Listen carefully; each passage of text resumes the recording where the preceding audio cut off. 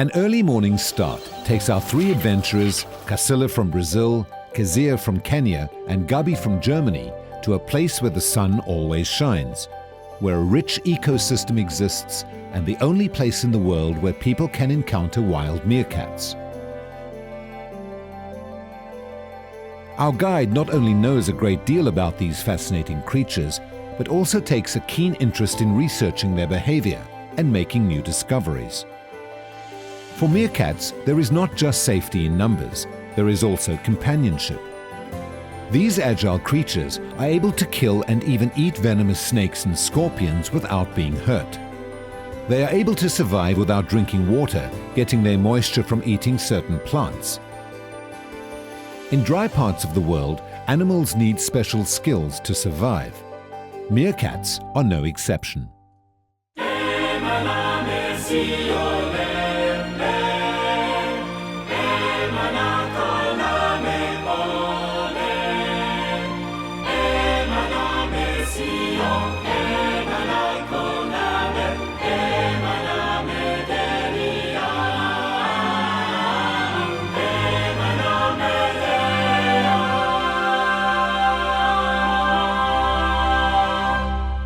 Hello and welcome once again to Animal Encounters. Now we're here at the Ziakum Meerkat Park and we're actually sitting on top or very close to a meerkat burrow. Now under here is about 11 meerkats and a few babies, and they're very shy, so it's going to take them some time to come up. Now meerkats have very close family bonds, but they're also very wild, especially these ones. So our work here today is to sit and wait. It's 6 o'clock in the morning and the sun is just rising over the Karoo, a semi-arid area near Oudtshoorn, South Africa. I think they're of a higher intelligence than your average animal because they don't live by instinct like your average animal does. They live by tuition. Everything they know is taught to them by their peers, by their older brothers and sisters. They get taught. That's why you cannot keep a meerkat.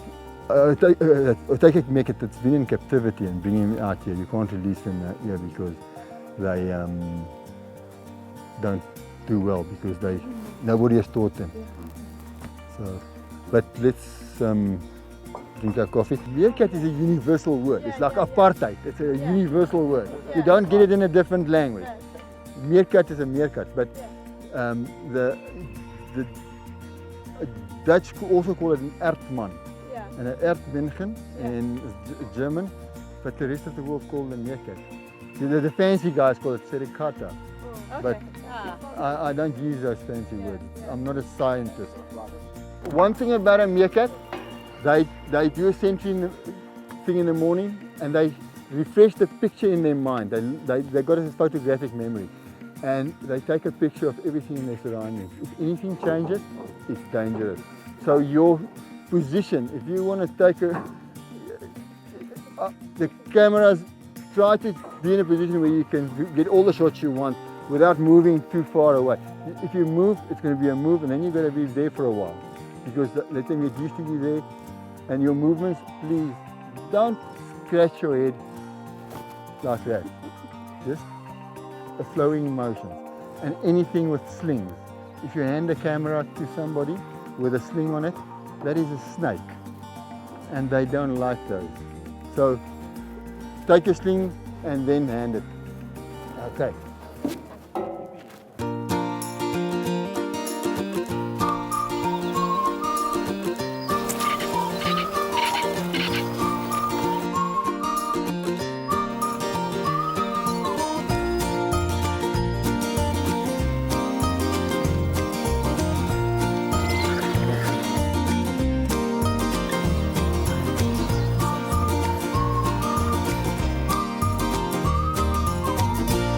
In those clouds you can see a little hill sticking out. Now that's where I started my research. It's just over this horizon there's a murky three peaks, little peaks sticking out. Now that's where I started with my research. From there to here in a straight line without including this massive military training base which I can't go in. That side of the base and this side, I've worked with 9 different groups of meerkats. So there's 9 different, just in line here, I'm not talking that direction, I'm just talking this line. This is the area I've worked in.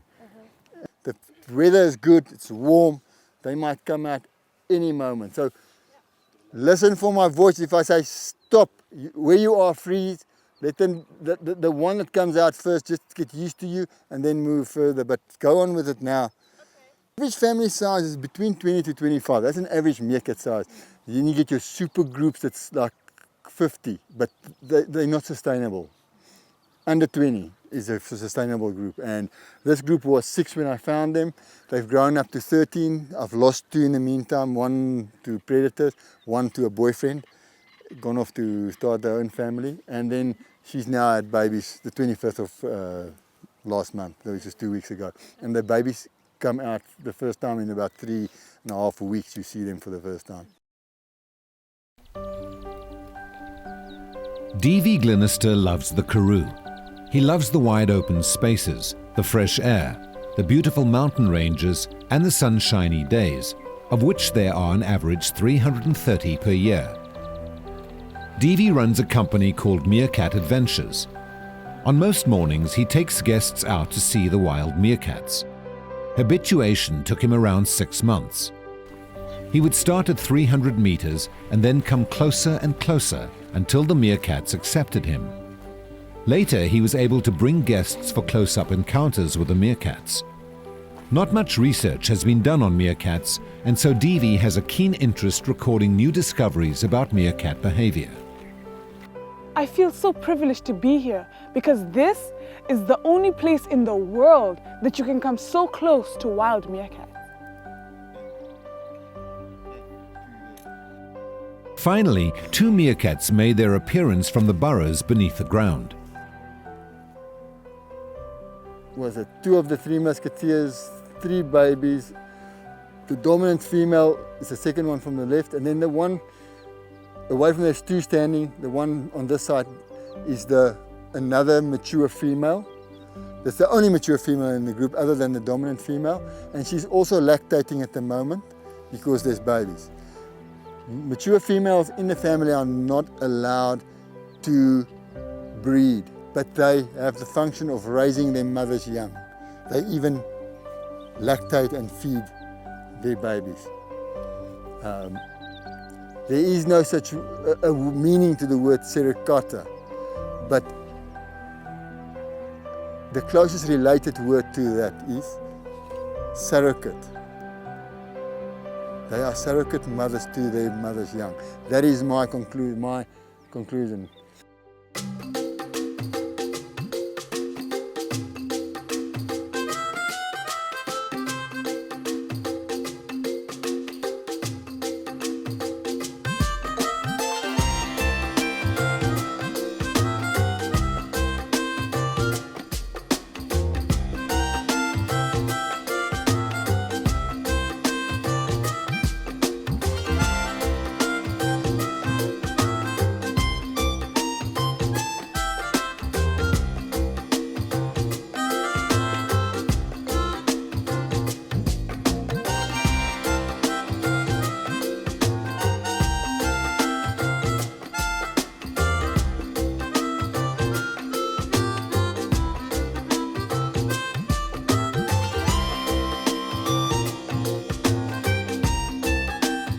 You'll notice they're all facing the sun.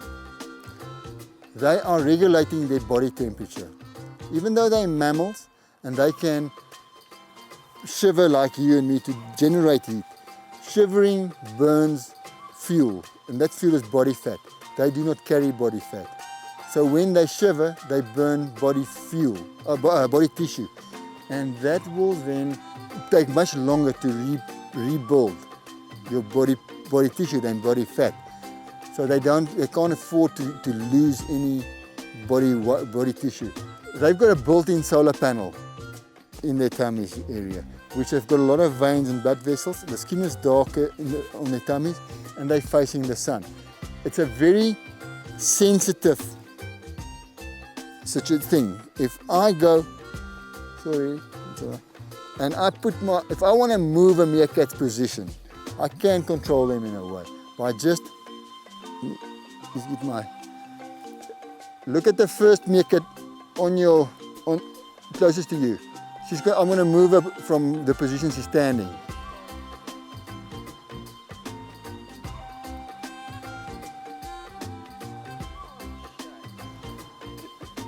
I just stopped the sun, took the heat away, and she's moving to a position where she's in the sun again. They want to be in the sun. It's very important. So, and the solar panel is a very sensitive thing for them. When the baby meerkats start leaving the burrow system, they take on a mentor. One of the adults will teach it survival skills and how to catch and eat food. For example, when eating a scorpion, the grown meerkat will teach the baby to start eating at the sting and finish at the head so as not to be stung. With a snake, on the other hand, they will start by eating at the head. Because of the desert-like conditions, most of the meerkat's food is underground. The drier the season, the deeper the meerkat has to dig for its food. Mentors will teach the young ones how to sniff their food out from up to 30 centimeters underground. You know, when a meerkat comes out of childhood and into adulthood, he finds a mentor, someone to guide him, someone to show him where and what to do and how to do things. And I've learned that it's wonderful to have a mentor, and I'm urging you, if you don't have a mentor, find one. Wisdom always comes out of someone who's older, someone who knows what's the whereabouts, how to do things. And I know that it has helped me. And if you're an older person, look for a younger person to mentor and guide through life. They've got the one instinct. When they get a warning for danger, their tails usually go up as a sign of danger, like a flashlight, and they would run for cover. With a baby, when that instinct comes and the tail goes up, the legs go stiff as well. Everything goes stiff because it doesn't know the leg's got to run. Something's got to go stiff, but we don't know yet what. So they've got to learn to do all those things without getting confused. Meerkats usually forage up to 3 kilometers from their burrows, but when they have babies, they don't go as far. They appoint a babysitter and will come back every 4 hours or so to relieve the babysitter and to feed the babies. The great-great-great-great-great-great-great-grandfathers built this. They're just expanding it. This burrow system is about maybe 200 years old, 300, I don't know. This is a long time going. This was flat area. All this ground has been taken out underneath and put in on top. So it is done over many years. I don't think the oldest female here has had anything to do with one chamber, new chamber. This is done. Every time they interroll, they don't, only when they're frightened they'll run down. But usually they come to the entrance and they walk in. Always shooting what's in front of them backwards. So always new debris is coming out, new sand. So they're expanding all the time. They ask if what's their natural predators. 90, in my experience, 99%, 95% humans. I've lost one meerkat that I don't know to what, and I'm assuming it's a prey animal because I haven't found the body. But in 2.5 years working with 9 different groups of meerkats, I've lost 38 meerkats. 22 in one day to secondary poisoning. They went to forage in an orchard where the farmers got orchards. 2 weeks before they harvest, they put out poison for the birds that eat the fruit. The birds fall, they eat the bird, they die. They can take the poison from a cobra. They can eat a cobra's head or scorpion's poison sac, and they won't get sick from it. Do meerkats make good pets? The question to ask is, do any wild animals make good pets?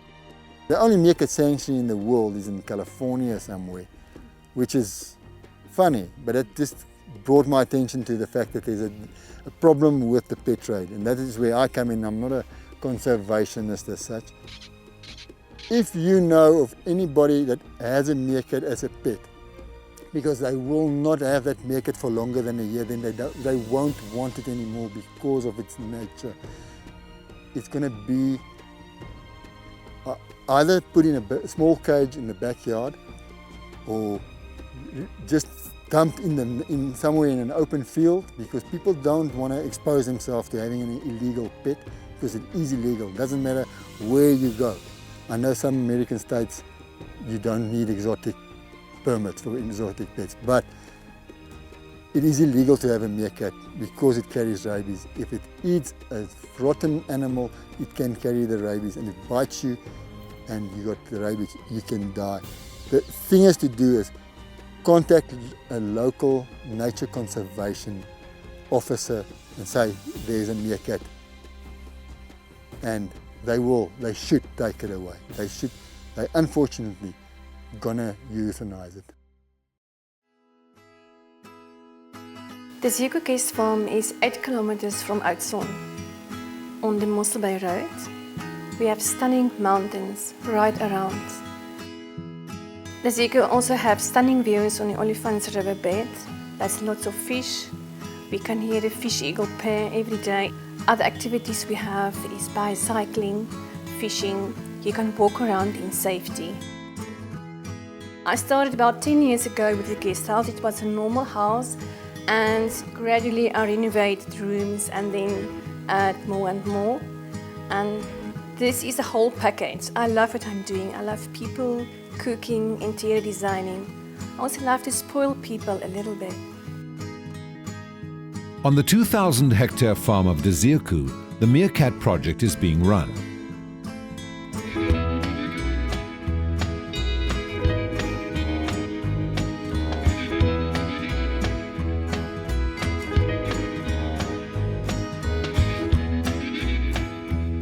Well, every morning I come, I take people out on tours. Then I would usually go back home, have breakfast, and I will come back in the afternoons and then come and observe them while they're foraging, because that's the best time on my own with the meerkats. No interference from the tourists, and I can then study them better. And then I stay with them till quite late in the evening, and then till they go underground, then I go home. Okay, this is an old aardvark porcupine burrow. Now, porcupine burrow usually have a signature, either some porcupine quills, or it have the bones of other animals lying around. Because porcupines loses a lot of quills, they would collect bones of other animals and chew on them for calcium. You can see small chisel marks where the porcupine has chewed on this to get some calcium out of it. But this is an abandoned hole. The meerkats will use a hole like this or like that for safety when they have a sentry out here. Now, just to demonstrate to you, which I haven't told you, is how a sentry works. A meerkat has a small device in its ear, a flap. At the moment they dig, instinctively the ears shut off, close. So when they're digging underground, dust and sand doesn't fall in there. So when they're out foraging and they're digging, they don't hear a warning alarm clearly, because their ears tend to instinctively close off. So they would dig and listen. And what they listen for is the sentry. The sentry stands here, and everybody forage. He finds an elevated position and look out. And he says every 5 seconds or so, he says, it's all right, it's fine, it's cool, go on, it's fine. And then if they stop digging and they hear it, they go on digging. And if they stop and for 10, 15 seconds, they don't hear a confirmation that's fine, they know it's time to run. Because the sentry has either been taken by a predator or has gone down a hole. This is their water bottles. You can see the water coming out of it. This little succulent plant, they get moisture from their food, the insects, but that's if you never believe in God, come work in nature, you'll see God. He has designed this so that their water, what they can drink, the plant that they can get their water from, grows mainly on their burrows. If you look, this specific succulent plant don't grow out here in the bush, in the veld. Right here around the mountain, you can see where it's elevated. You can see the color of this plant. And it's just where the ground is elevated where the meerkats have been disturbing the soil. We asked Devi if we could come to the farm and do some filming of the meerkats as they come home to their burrows in the evening. When I came down, I saw some movement over there. It looked like something when I was up there, but the distance is too far.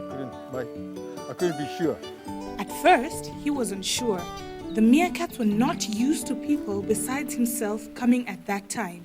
He cautiously agreed. What are the chances of them not coming back home today? Yeah, they have to. There's babies. If there's babies, they have to come back. We waited and waited. Would the meerkats return? What if they didn't return, and then we would feel responsible for the predicament of the young?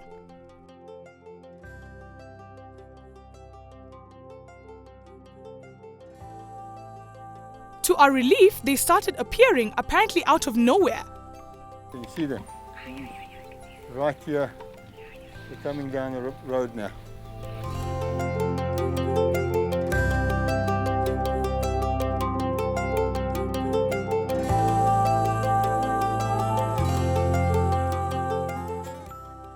Like a shepherd safely leading his sheep, Devi called his meerkats and walked with them back to the safety of their burrows.